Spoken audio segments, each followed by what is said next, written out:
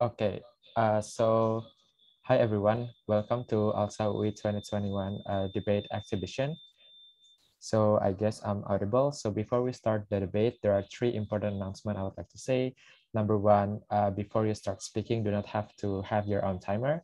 I'm gonna put my timestamp in the chat box as well, but just in case I forget because I'm writing all of your brilliant ideas, you can have your own timer, all right? So you can still watch when are you going to finish your speech and etc. Number two, before you start your speaking, please identify your POI method, whether you want to unmute, whether you want to get the POI through unmuting the microphone or through the chat. Yeah, please just identify your POI preference to your opponent. Last but not least, if you have any preferred gender pronoun, please do mention it so that we can respect your pronoun and use it during the debate. So without any further ado, I guess everyone is ready. Under the motion, this House reversal work without the Neuralink, I'm going to call the Prime Minister to open the debate here.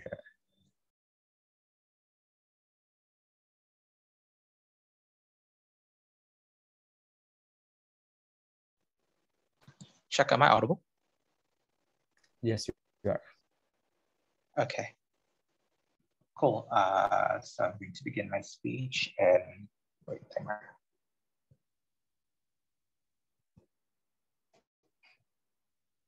And 3, 2, 1. Mr. Speaker, the world is imperfect and in many ways it is unkind. On proposition, we fully understand why the decision to transfer your consciousness into a world of utopia is a compelling one to make.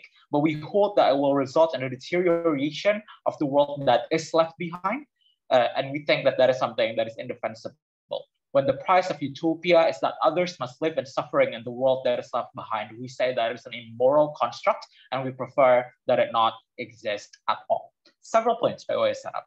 Firstly, I think that it needs to be noted that this is an evaluation debate. That is, this is not the question of abolishing the Neuralink company, for example, or limiting its operations, or we're saying that we prefer to live in a world where it had never existed to begin with. So any questions in that vein should be disregarded. Secondly, by way of what this technology looks like, we think that this technology is likely to be powered by, it is given in the context that this technology is powered by supercomputers, which will be used to simulate a utopic reality, right? That is to say, this is a reality that is free of famine and disease and the general limitations of real life, and which the fantasies of those consciousnesses who are stored within can be maintained and fulfilled to its fullest degree. By definition, because it is powered by supercomputers, people will have to be left behind in this world in order to ensure that resources are continuously being fed to those supercomputers so that it remains powered, right? So a full transfer of society into this world of consciousness where everyone can live in a fantasy life is by definition impossible, right? But also, we think that it's likely to take copious amounts of energy to power as well, so that a significant portion, an overwhelmingly large amount of the population will need to be left behind to maintain it. Secondly, by way of what this product looks like, I think that this is likely to be priced at premium levels, given that Neuralink is a highly valued company, for example, and also because of the disproportion between who can get rewarded and who needs to be left behind in order to power this technology. Secondly, I think it's likely to be aimed at the wealthy and powerful as a product. And thirdly, as granted by the context that this process is irreversible, meaning that once that your consciousness has been transferred, it can never be freed once more. Two arguments in this speech. Firstly, why this is an inaccessible form of escapism that is likely to deteriorate the condition of the world that is left behind. Firstly, you need to understand that the world can often be a terrifying place to live in. We live in a state where the impending threat of climate apocalypse is constantly hovering over our heads, for example, where floods are already hitting places like Germany and the United States, right? We're constantly dealing with the possibility of natural disasters, for example, who do not select like people who are rich or poor, for example. Everyone can get embroiled in these kinds of threats. We're also living in a condition of where there are like lots of pandemics going around, for example, that can take the lives of the rich and powerful, even though they have access to the most premium technology, right? So no matter your economic background, the world can often be a terrifying place to live in. And the limitation that it has on you is something that a lot of people will want to shut, right? I think that Neuralink and the utopic society that it creates, you necessarily removes these kinds of limitations, and like people are much more likely to want to migrate to this world, right? Because this is a world without famine and without hunger, for example, and it's perhaps like an isekai world where you can fulfill your greatest fantasies of like being a magic swordsman, like I don't know, but certainly it's something that is presenting a much better reality than the one that we are living in today, right? So I think that not only is this a compelling choice for people to make, it's also likely that people are going to design their whole life around getting the ability to access Neuralink, understanding this incredibly limited technology that can only be distributed to the rich and powerful. They're going to design their whole life around being rich enough and powerful enough to get into the Neuralink and leave this world behind, for example, right? Why is this, Matt? Several reasons, right? Firstly, I think that there are significant resources that are tied up in the maintenance of the supercomputer and servers themselves, in the sense that it must run indefinitely and it must be kept long into the future. I think that the way that looks like in the society that is left behind, it's likely that the estates of those who do transfer their consciousness will draft legally binding documents for certain segments of society, so most likely the middle or lower class, for example, to be held legally responsible for keeping the servers alive. Otherwise, they will have real-world consequences like imprisonment or heavy fines, for example, right? So that means that significant amounts of resources are going to be taken away from the world, from the real-world problems, for example, that is currently existing, and are going to be funneled in powering these supercomputers, which is powering the utopia, right? Secondly, I think that it's also a resource drain because the people who are able to access this technology are probably the ones who are most educated in society, for example, have the most amounts of resources at their behest, and know that those kinds of resources are either no longer going to be present in this world because they've been transferred to this new consciousness, but also like the economic resources that they have will be like tied up in order to power the supercomputers themselves, right? So that there's to say, like the brightest policymakers will disappear off the face of the earth, and the resources will not be able to be utilized by the people who are left behind. Thirdly, I think that the decision-making process is also likely to be irrational, in the sense that you no longer value the family members who are left behind correctly, for example, and because the difficulties that you face on your day-to-day life is so abhorrent in the here and now that you are unlikely to consider the repercussions of what it means to leave them behind. Like as a proper consequence, for example. So we think that this is an incredibly bad thing that we need to oppose. But the second argument is that the development of civilization will always be better when we are forced to live within reality. We think that this technology corrupts the incentive structure of individuals who seek to transfer their consciousness there, right? Because we say that in the current status quo, people are motivated towards goals and like big leaps of humankind, for example, only by the existence of worst case scenarios when they are present, right? So the evidence for this is that when people have already found the vaccine, for example, for COVID-19, they will not have the incentive to develop a full cure, even knowing the limitations of the vaccine. There's not a fully accessible method of dealing with the illness, given that many people are unable to access it due to hypertension, for example, due to old age. So people invest in vaccine as an adequate alternative, and they no longer seek the perfect solution, for example, because they no longer have to contend with the worst case scenario when it happens, right? What does this mean for this scenario, right? There's one incentive for you to pursue world-saving technologies from the brightest minds, for example, because the brightest minds already see it for themselves that it's okay to just live so that you can get into the alternative reality, right? So things like climate crisis, for example, that requires a lot of resources for you to be able to solve both intellectually and also materially, for example, are unlikely to be solved, or people are unlikely to have the incentive structure to solve these kinds of things because they think that they can just live in the alternate reality and that will be enough, right? Medical technologies, for example, that can cure cancer and that can cure terminal diseases are currently powered by the fact that even the rich and powerful can contact them, for example. And when migration is seen as a solution of their consciousness, for example, we think that is something that's likely to hamper significantly the condition of these progresses, right? So we think that the world that is left behind will be transformed into dystopia as a price for the utopia that is constructed for the rich and powerful. We think this is an indefensible form of inequality, and we are very, very proud to oppose that. Vote for our set of pass. Thank you, the Prime Minister, for the speech. Now, to open the case of team opposition, I would like to welcome the leader of opposition here. Ini bisa POI kan ya? Just to make sure. Yeah. Highly encouraged to POI. Hi, am I audible? Yes, you are. Perfect. If there's any POI, just unmute just type it in the chat. I'll make sure to take one if I have time. Starting my speech in 3, 2, 1. As a human, we are born arbitrarily and die without us even knowing when will that happen. In the status quo, you do not have the choices and the agency to decide what your life would be after you die or even during your own life. As the opposition, we wish to present more agency towards the people so they can choose what forms of afterlife or even life that they wish to have. What do we want under the sides of opposition? This will, to some certain degree, deal with Ka Adam's entire cases, right? Number one, in our cyber house, we do not force people to insert their consciousness towards technology, right? If you want to, that's completely fine. But if you do not want to, that is completely fine as well. But notice that in our cyber house, prior to your consciousness being inserted, you will be assisted with experts. They provide you with full information on what will happen to your own consciousness. They will provide you with lists of pros and cons to ensure that you have fully informed consent. And if that is what they truly want, then who are we to actually judge what is right for them? But secondly, access discussion within the society, right? I refuse to believe that society are just going to simply left down, not going to discuss about that. More likely that the society, through the idea of media, people are going to debate upon this thing, right? Meaning that people are going to read on both sides of the house, irrespective on both sides, right? This deals with Ka Adam premises that people are being coerced because it shows you this is not likely. But secondly, how do we envision this powerful supercomputer, right? Number one, you can choose how your consciousness will exist in our cyber house, right? Your consciousness can simply went into everlasting coma to forever coma, right? Or secondly, your consciousness can choose to actually live. They will embody your personality, your physical features, and will develop and grow accordingly to you. Notice that you cannot possess two consciousness in our set of house. If you choose to insert your consciousness, then your consciousness in real life will be erased and you will die.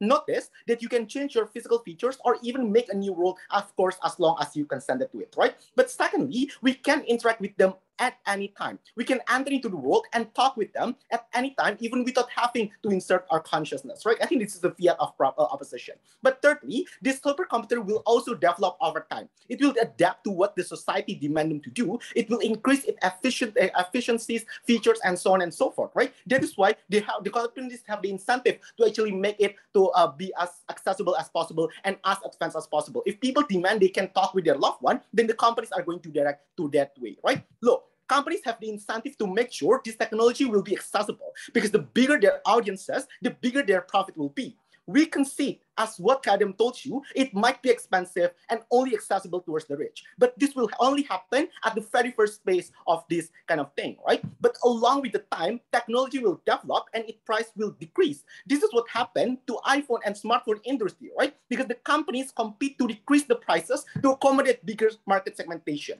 This analysis engaged with Adam analysis that it is not accessible. So that's it for the setup, right? Now, two things that I'm going to bring. Number one, why this increases your agency, and secondly, why it allows people to grieve better. First, why this increases agency. First thing, people are not born with their consent. Look, our parents arbitrarily decided that they wish to possess a child that can embody them, that resembles them, and something, and a child that they can pour their love into, right? But notice that these selfish interests from your parents are in fact cruel because they put you into life that is cruel and full of hardship. Your parents might prepare numbers preparation to make your life easier, but life was never going to be easy. It hits differently, completely uncontrollable to the extent that you cannot even predict what will happen.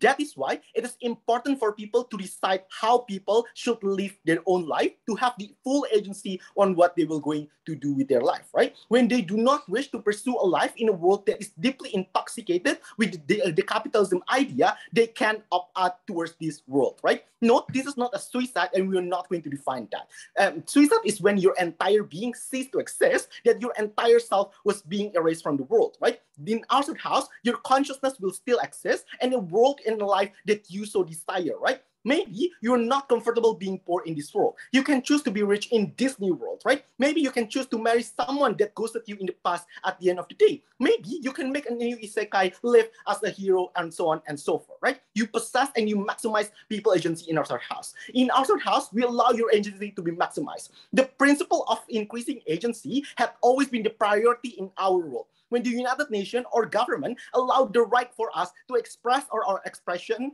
to accommodate religion that we want, and to enter into relationship with the coercion of someone, right? Note that those agencies are not enough in the world of government because they are still victims to arbitrary and uncontrollable factors that the universe has to offer. In our house, it is definite that your life will exactly be how you envision them to. But secondly, in the vast majority of instances, people can only resign their fates prior to their death. They cannot control how they're going to die, and even worse, they cannot control how their life will be after death.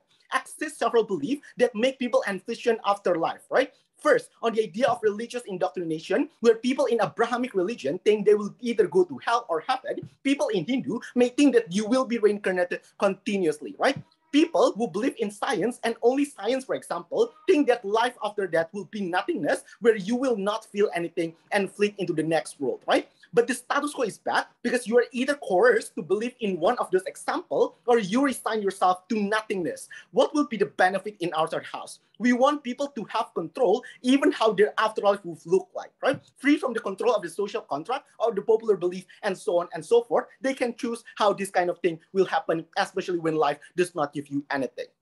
Second argument, why this better grieving process? One framing that must be taken by both of the teams in this debate. Everyone grieves differently. This is the exact reasons why we never judge people who grieve. When people throw tantrum to other people when they lose someone they love, we understand them, right? When some people cannot even express their emotion as their emotions are shut or sealed. Some people will glorify the deceased by providing them expensive coffin, expensive cemetery, and so on and so forth. This framing is important because we cannot dictate what is the most proper way for grieving. We must allow more agency for people to grieve. What will be the benefit in our house? People can communicate with their deceased loved ones even after long times. For many people, simply looking at their pictures or videos are not enough. In fact, this is the majority of us, right? They always rely on their memories to reflect back on their best memories. However, your memory are limited and it weakens as you grow older. You sometimes cannot even remember the detail of this interaction and you blame yourself for that. In this world, you do not have to engage with this dilemma. When you start to forget them, you can actually meet them, express how you miss them, and have proper conversation with them. You are not constrained by your physical capabilities in our house. You can properly say your farewell if you have yet to say that when uncertain things happen. This is why fair play to oppose. Thank you, the leader of opposition, for the case. For all the debaters, we highly encourage everyone to offer and also to receive POI once it's offered by your opponent. So yeah, just for the sake of engagement. Without any further ado, to extend the case of team government, I would like to welcome the Deputy Prime Minister here.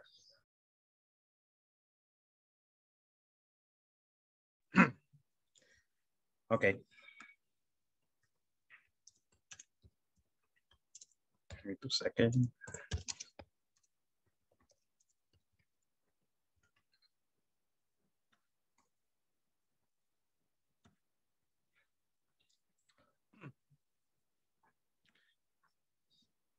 I need to set up my timer. If you want to give POI, unmute yourself because I don't really read chat. Sorry, I do not turn on my camera due to extremely terrible internet connection in my apartment. I'm gonna start my speech in 3, 2, 1. I'm excited by the example given by the leader of opposition. The leader of opposition says that what is an acceptable world is that we should be allowed to do anything we want, including the way how we grieve. For example, we do not limit or we do not forbid individuals who might decide to bury all of their wealth after their death. But the motion is about this house prefers a world. In a world where we can prefer whether or not people distribute their wealth after they die, rather than and distribute their wealth to the poorest after they die, rather than bury all their wealth into the graveyard. Of course, the world that we prefer is the former. We do believe that this is a debate about which one is a better world. And I do believe that this debate should focus on debating whether or not by having this option, it can make a better world, it can make a better individual, rather than just arguing for 7 minutes whether or not we should allow this technology to exist. And unfortunately, the leader of opposition unstrategically try to define arguments why individuals should be allowed rather than why the world will be better off when we use this. And in comparison, I think this is overwhelmingly proven by my prime minister when we managed to prove the moment when you transfer consciousness, and most of people transfer consciousness, especially because the leader opposition themselves believe that it may be free or it may be very cheap and very accessible. And once people transfer consciousness, this is the time when the reality is doomed to fail. This is the time when people who require to stay in the world and contribute to civilizations are ceased to exist. And this is a dangerous part because the reality is what we require, because the reality is bitter. The reality requires transformation, and transformation can only exist when we let people to collectively engage and collectively struggle all together in the world, rather than moving away from reality because the utopia is too good to be true. Moving on to my second rebuttals. They themselves tried, they say that right now, the reason why we have to allow this world and why the world prefers this is because of the simple classic theory of birth lottery. Because we never choose that we were born, therefore we have all the agency, and agency is the most important point in this world. But there are a couple of things that are problematic here. Number one, the principle of contract is problematic in this context. Why? Because in the situation when it's true that birth lottery is absolute, then why is there any obligation from your parents to take care and to nurture about your children? Why is there any arguments against abortion? Because we do believe that at the end of the day, birth lottery is not absolute. We do believe that your parents has given you certain duty and certain responsibility that is guaranteed and democratically arranged by the state, which means that to a certain extent you have duty to contribute to civilization.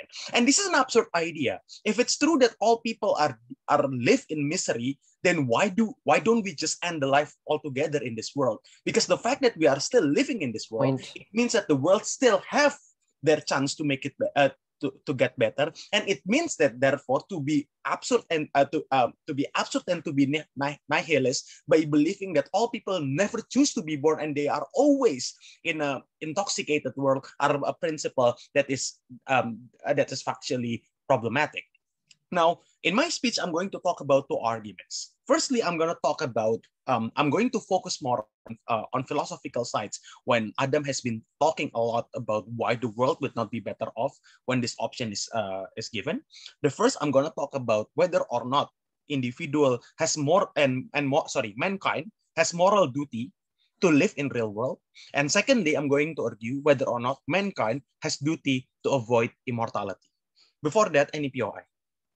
Yeah, you make no sense, because to the extent that which people want fame, for instance, or want money from their research or development or any kind of social good that they want to do, they're likely to stay in the real world and only die of natural causes. This like technology doesn't influence them to go anywhere. Yes, convince me why getting fame while at night you might still suffer from depression is still a comparable benefit. So you can still live in the real world rather than you live in utopia when you can design your life as what you like. This is the situation that's, of course, incomparable. And the situation is so easy to compare. Even rational people will choose to transfer their consciousness because the option is overwhelmingly strong. I think that because the incentive of utopia is too strong, of course, it reduces the incentive to live in the real world. And it's your duty to argue why the vast majority of the individuals and the vast majority of group will still remain live in this world, especially when your leader of opposition has been saying that the world in the vast majority is intoxicating and dangerous. Okay, moving on to my argument. Human and mankind has moral duty to live in real world. Why? Number one, human as a social creature, where all the privilege and benefit they accrue are oftentimes the sweat and the blood of the society. The social contributions necessitates them to pay back and to do best as citizens to prosper humanity. I do believe that personal choice is valid, as what the leader of opposition say. However, personal choice is designed when both choices that the individual made are equally morally good. However, when one option is immoral, both for individual and for the collective groups, then the personal choice will be secondary. This is the reason why it's important. When you live in real world, you can do things to help either materially and non-material support towards the civilization that you have. The challenge itself is that civilizations is dynamic. Therefore, many things, be it public decision, be it morality, is always developing and transforming. It must adjust to the reality of the world. For example, we might believe that back then doctor has duty to always be on duty and cannot be run away from their when pandemic exists. But in situation when it finds out that Sinovac is very inefficient, and there are so many cases of doctors getting died even after being vaccinated, then it raises an interesting moral questions whether or not doctors can run away from their duty. These questions might not occur back then, assuming that vaccine is effective. But when vaccine is ineffective due to the existence and the dynamics of the real world, this choice exists. Therefore, the ability of humanity to advance and to prosper civilization require them to stay in reality. But second, and the most important point, is that humans also have duty to avoid immortality. Why? Because self-control is important.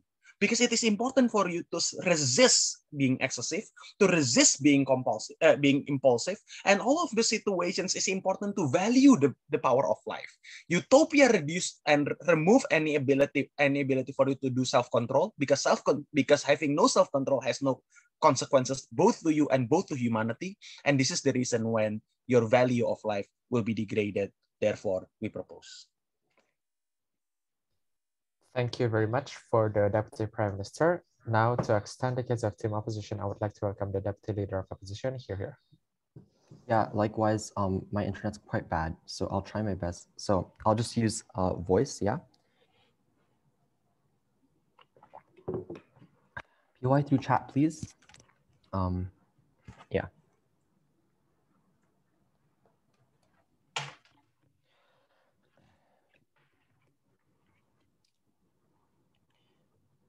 Three, two, one. I'll answer two questions in the speech. Firstly, why does this create a better world? And secondly, why is this morally preferable? Before that, 3 points of framing. Number one, what exactly is Neuralink? Because I think proposition has strawmanned us significantly to this extent.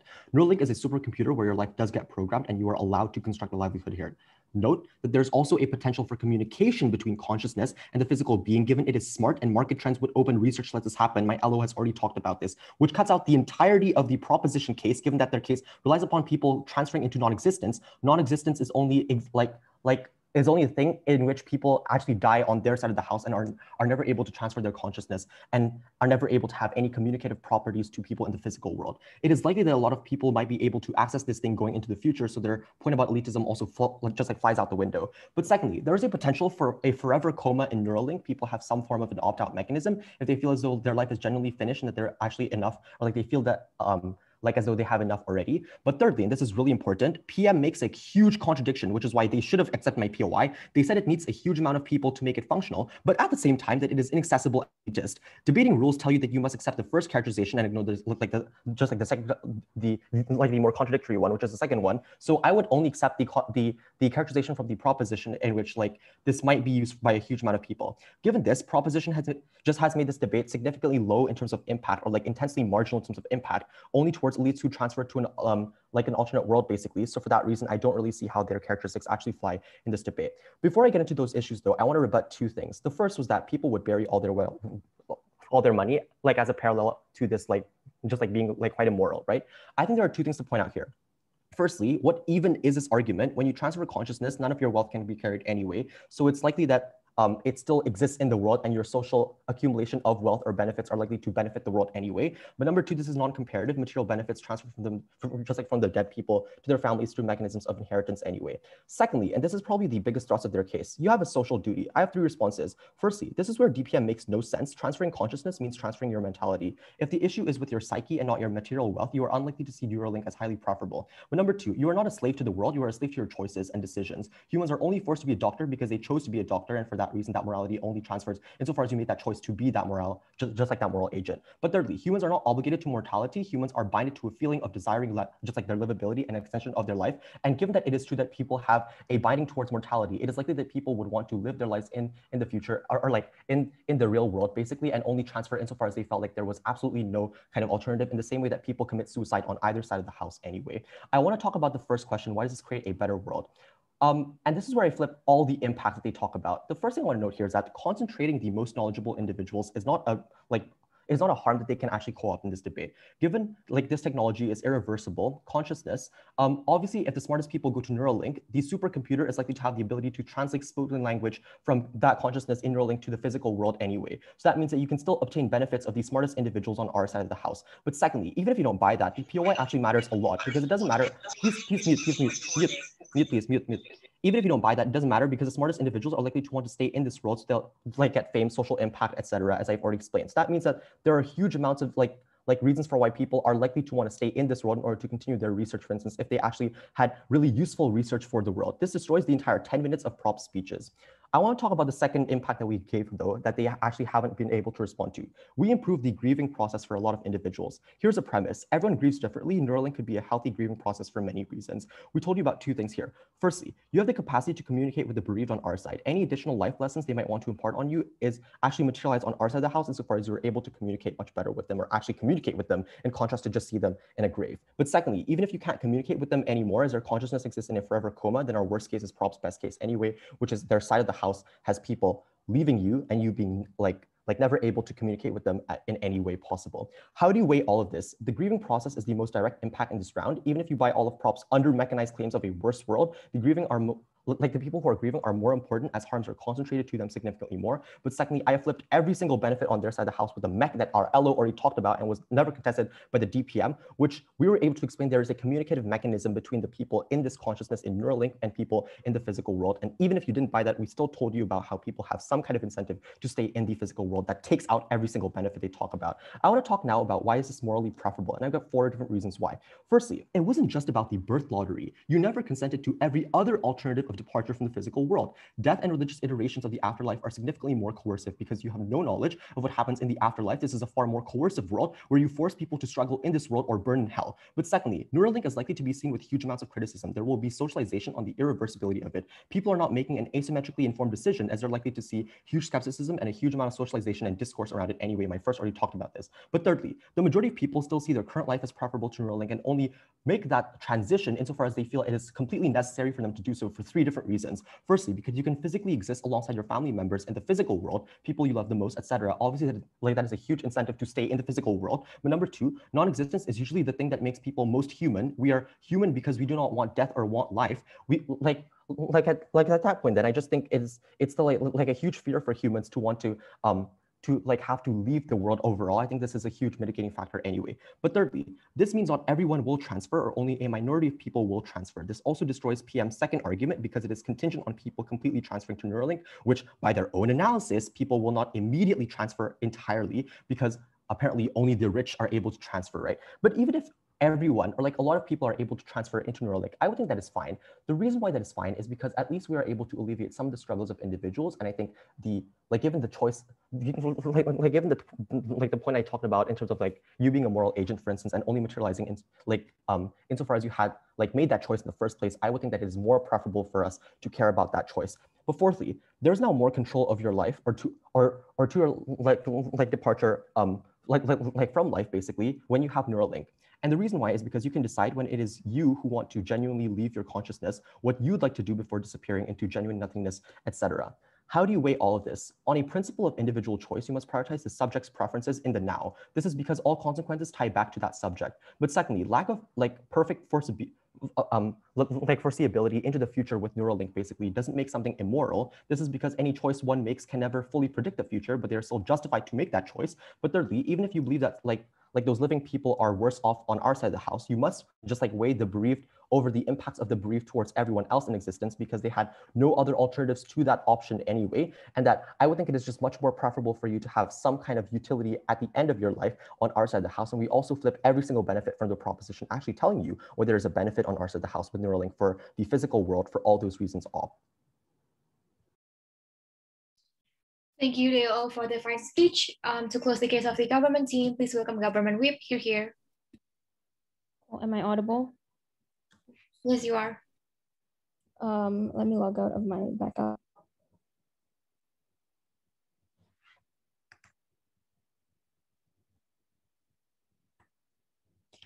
If you want to POI, you can unmute.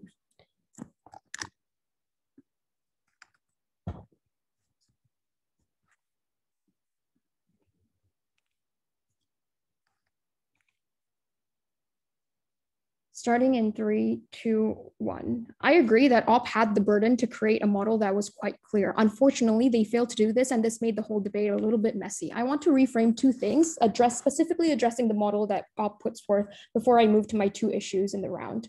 First of all, it's unclear what this would look like or what this machine would look like. And I think there was some effort on OP that made it a lot more difficult to evaluate what this machine will look like, right? Opposition is incredibly confused in this round. The single consciousness human beings have is transferred to an inanimate object, and that's the only sure thing in the round. It isn't sure how that will manifest, right? How that will continue to manifest in 100 or 200 years, right?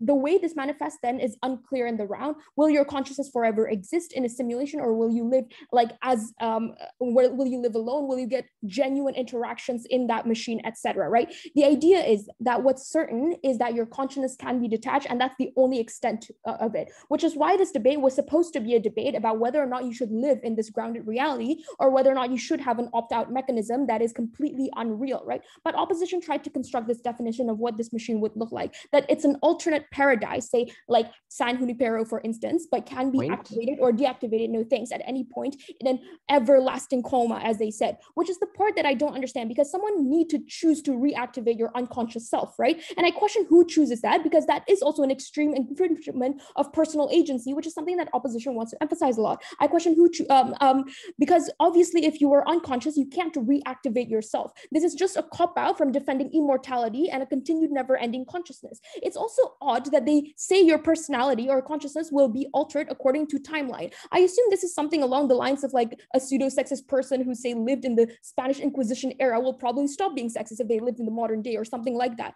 But then they also champion arguments about personal agency when your literal model is that you're going to alter the individuals in order to fit those timelines.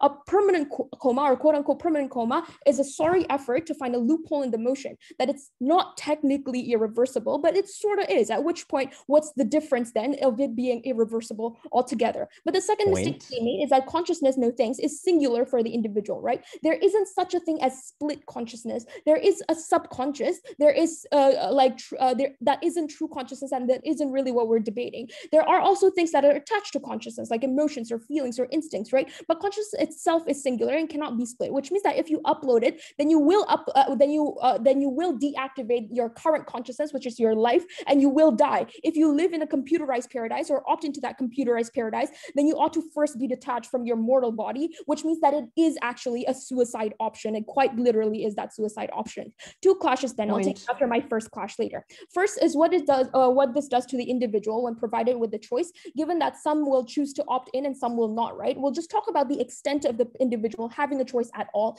and not assume whether or not individuals will opt in at all, right? Second, later I'll talk about the structural or social changes. First, I want to talk about this grieving process that the second speaker talked about, right?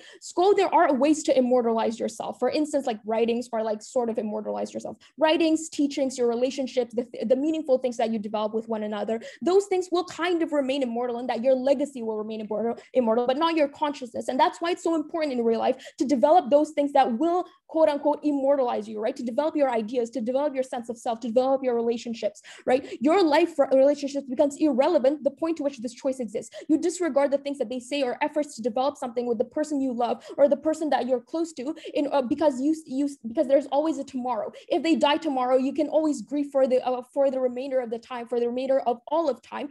Then there is no incentive to develop these meaningful relationships in real life. Life and relationships are only meaningful when there's an urgency to develop those things in life. It becomes absolutely meaningless when you just assume that death don't exist, and or you can communicate after death, not knowing if they'll ever die again, or not knowing if they will ever die if they don't choose to die, right? Part of grieving though is also that regret of what you should have done, making meaning out of things, making meaning out of things from life that you had and from the time that you had with that person. Presumably, to access grieving, it would also cost something, which means that you're likely to make it far worse because you see your rich friends continuing to communicate with their dead loved ones, for instance, when you're unable to. If you're poor, like you're likely to have this conception that your life or your loved one's life was far less valuable than those other people's simply because they could not live on. But secondly is on this idea of agency, right? We prefer a world that maximizes rights. That is correct, because obviously consent is going to be important on either side. We'd argue though that consent then ought to be maximized so that when your utility or sense of utility can be achieved. The existence of Neuralink undermines this consent.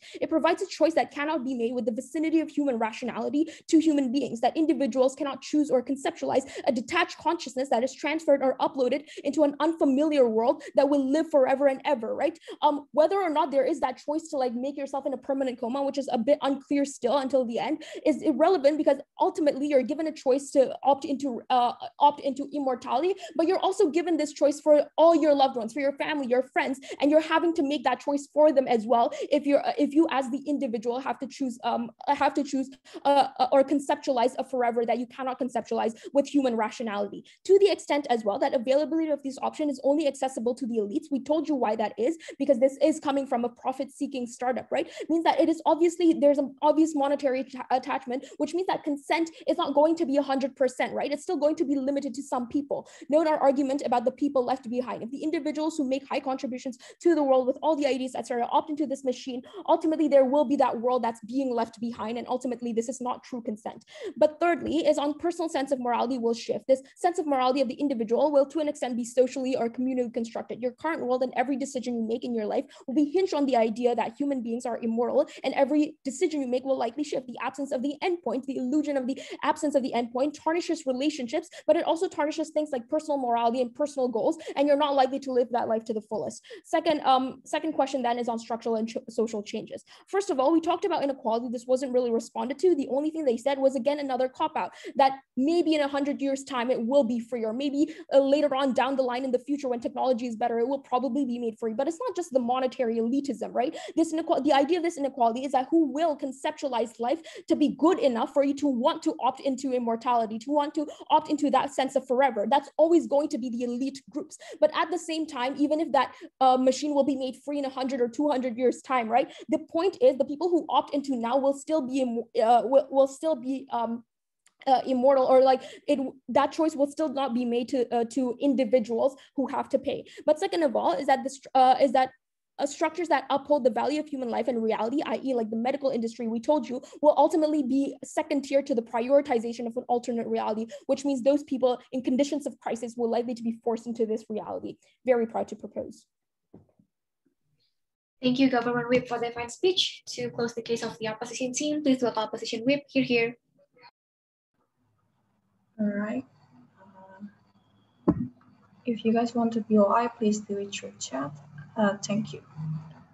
I'm going to start my speech in 3, 2, 1.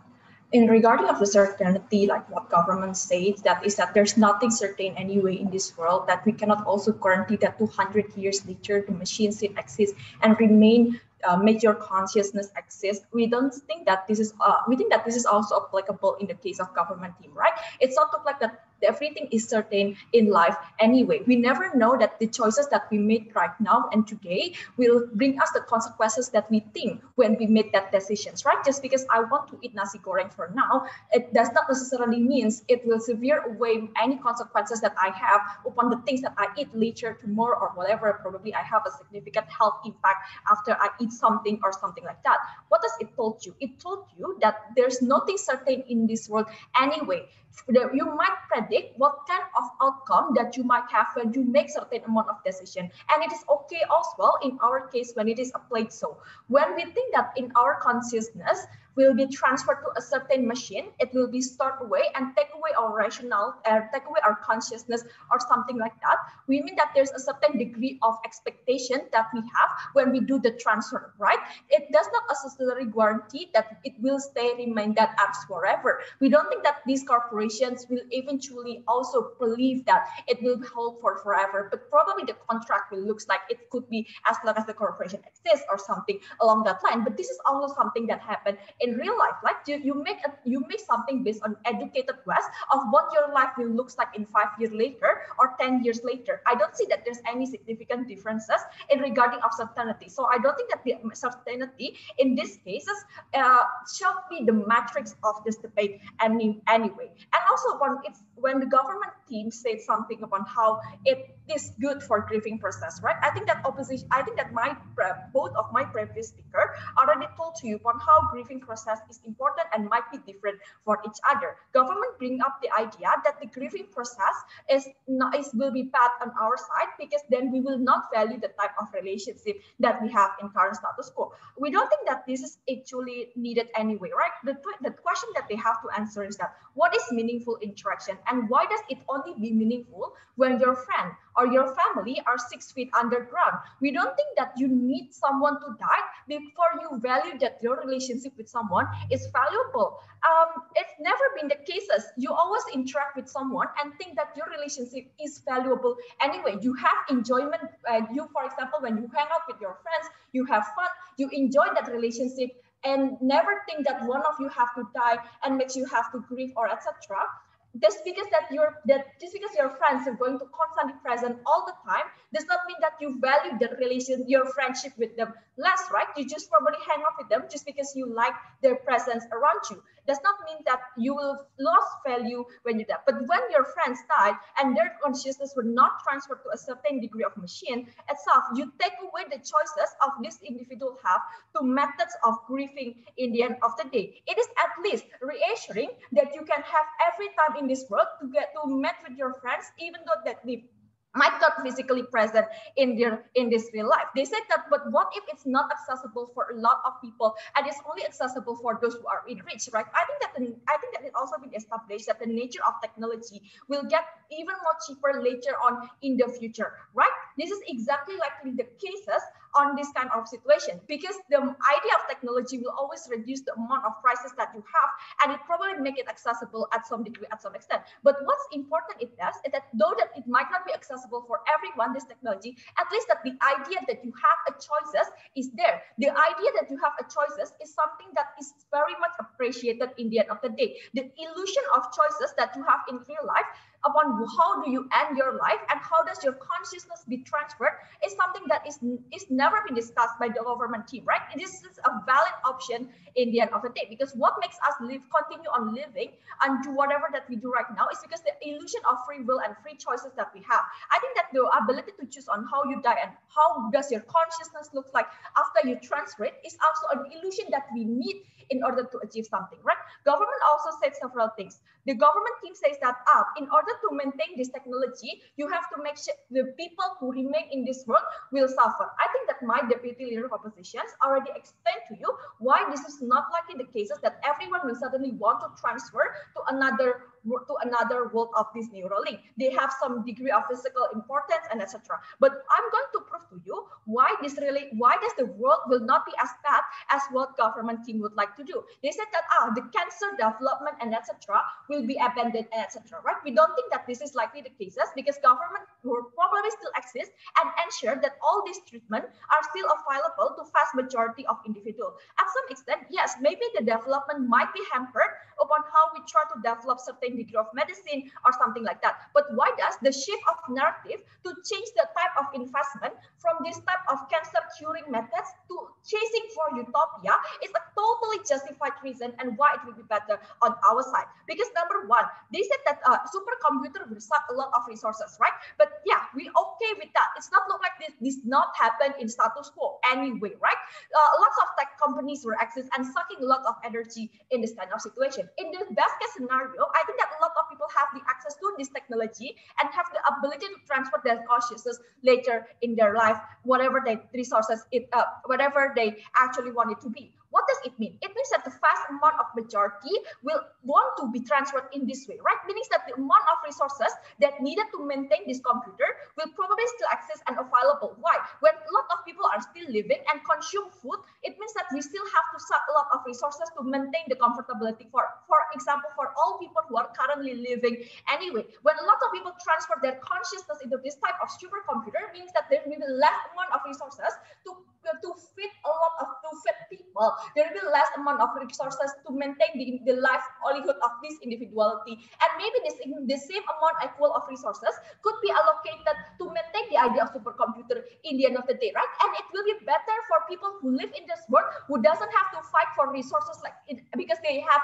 less mouth to fill and less people to satisfy, because a lot of them transfer to isekai anyway, meaning that more people will have more access towards resources. If resources is the issue, then we will have much more resources because less people consuming it in status quo, meaning that it will be better for people who reminded back in this world to fat. And they said that what if they want cancer? Then yeah, it's good for us to try to shift this, meaning that as opposed to trying to cure for illness that might never be the answer, we could shift this investment to something that more certain, which is immortality. I don't think that's why this is something that proves an inherent problem back to oppose the motion.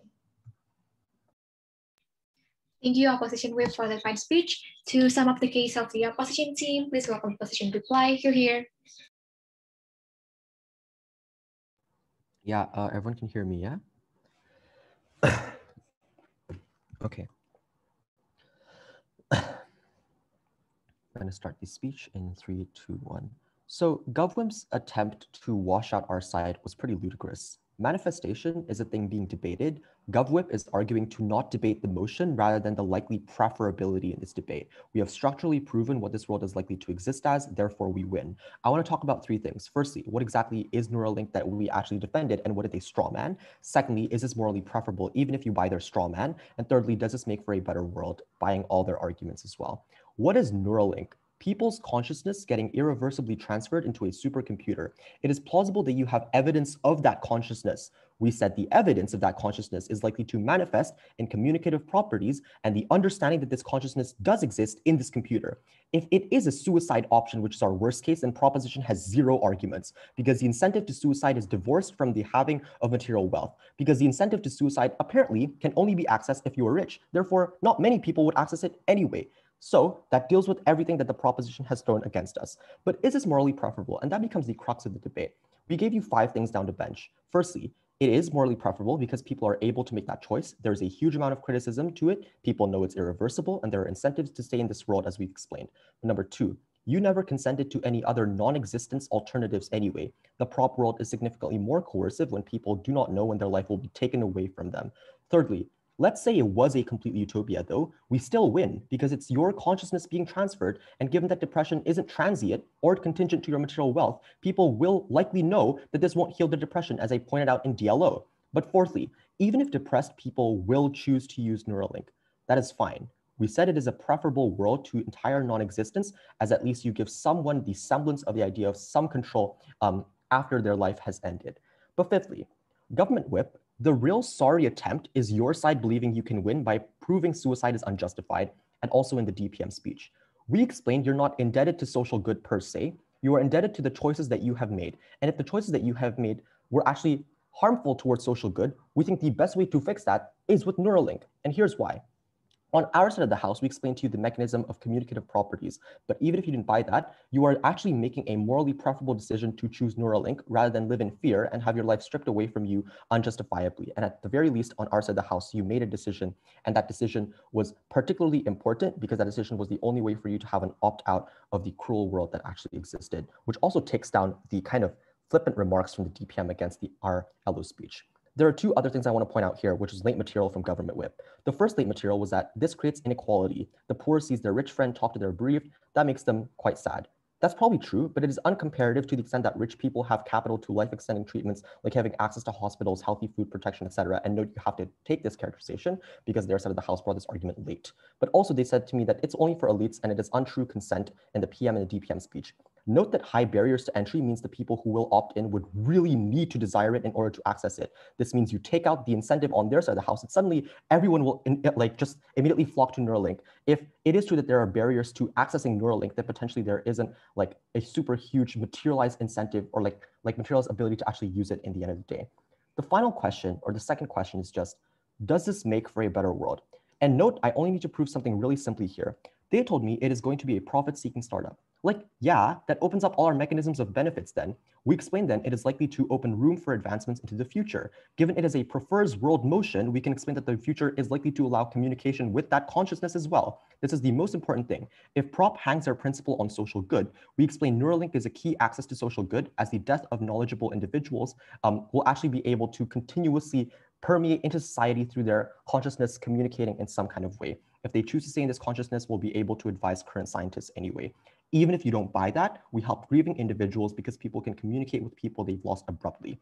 Even if you can't talk to them anymore because they decide to live in a forever coma, you at least had more closure on our side of the house. That is significantly better benefit on our side of the house that on their side of the house, they're trapping individuals in a cruel world. Proud to oppose. Thank you so much for that fine speech. To sum up the case of the government team, please welcome government reply. Hear, hear.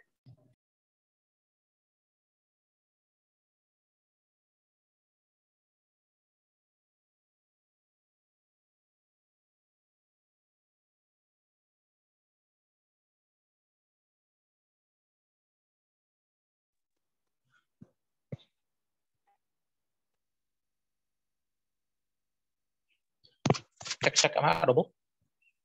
Yes, you are. Okay, cool. I'm going to begin my speech in 3, 2, 1. I'm going to start this reply speech with a clarification because I think that opposition's claim that proposition have at once as many people as possible, as well as the limited amount of people in the Neuralink itself, is a gross misportrayal. What we submitted in our proposition is that the vast majority of humans will need to be left behind in order to feed resources to the supercomputer complex powering the Neuralink isekai. We think this is also the most important limitation that was submitted under proposition that makes it impossible for common market mechanics like expansion and market segmentation, for example, to overtake the inherent limitations of Neuralink itself, because you need people, because inherently there is a trade-off between people who are left behind and people who do go into Neuralink, to the extent that it cannot be democratized to the extent of laptops or smartphones, for example. So we think that the primary characterization with regard to why this will become an accessible technology that was submitted under opposition is something that cannot be counted in this debate. So that's a clarification, just for the avoidance of doubt. Prime Minister was not contradictory. How dare you, Judah? In fact, insofar as contradiction exists in this debate, we think that it's much more apparent on opposition side, because leader of opposition spent the entirety of his 7-minute speech exalting the benefits of escapism, about how you're going to be able to find love, or like whatever it is that he said. We think that it's much, but DLO undermines the entire thing by saying that the reasons to stay behind are far more compelling, right? If you are to use the metric of that is provisioned to you by Judah, that you should only take the first assertion that was submitted in the debate, then you must disregard the entirety of Judah's and Devi's speeches, because their cases have a vast amount of tension with what was provided by Aldo, right? So two content in this reply speech. First, I'm going to talk about the consequences of this technology and how it affects the world that is left behind. Secondly, I'm going to talk about how it affects, I'm going to talk about the consequences of this technology. And secondly, I'm going to talk about the value of agency and how it measures up against collective prosperity and the prevention of mass suffering, right? So first, I'm going to talk about the consequences of this technology. Two things in this reply speech, right? First, we think that this is something that is inherently inaccessible because there is a finite resources that needs to be collected in the world, for example, and people must be present to collect those resources and feed it into the supercomputer complex, right? The response that they provided was that this will eventually become accessible because that's the law of the market somehow, without opposition properly analyzing the underpinning processes that make products like smartphones and laptops far more accessible over time, right? We think this is something that is categorically different because there is no trade-off between one person acquiring like a laptop and one person and like another person doing that as well, right? We think that is categorically different from the context of this motion, and we think that it needs to be disregarded at the end of the day, right? Secondly, how it affects the world left behind. We told you that it drains both financial and mental resources because most likely the people who do transfer their consciousness are those who are of the elite, right? Therefore, like the people who are left behind are unable to construct a good life for themselves because most of the resources have already been drained from the world they currently live in, right? But second point of this reply speech, I'm going to talk about the value of agency, right? And how it measures up against collective prosperity. We make the best case scenario, even if we take the best case scenario of opposition side, in which the choice to stay behind and to go into the Neuralink isekai is somehow both equally compelling, why then that choice must not be presented? I think the most important moral framework that was provided in this debate was provisioned for in the PT Prime Minister's speech, that agency can only be prioritized when it is the choice between two inherently moral options, and that when one of those, when one of those choices are inherently immoral, it must be limited, and people cannot have the ability to access that moral choice, that immoral choice. That's why there are laws, for example, that are transient in the society that we currently live in, which are the closest approximation of the codices of moral good, for example, which constricts the choice of individuals that might be better for themselves, but will like disregard the rights of society, right? We told you you are indebted to societal good because you are born with moral responsibilities with regard to the benefits that the world already provided you, and you must act in accordance to those responsibilities, and you cannot make a choice that will doom the rest of humanity to death and decay, right? So we think that given all of these explanations, we are very, very proud to propose. Thank you, Government Reply, for their very fine speech. And thank you so much, everyone, for coming to this debate. That marks the end of the session. Yeah, thank you. Okay, bisa di stop record deh.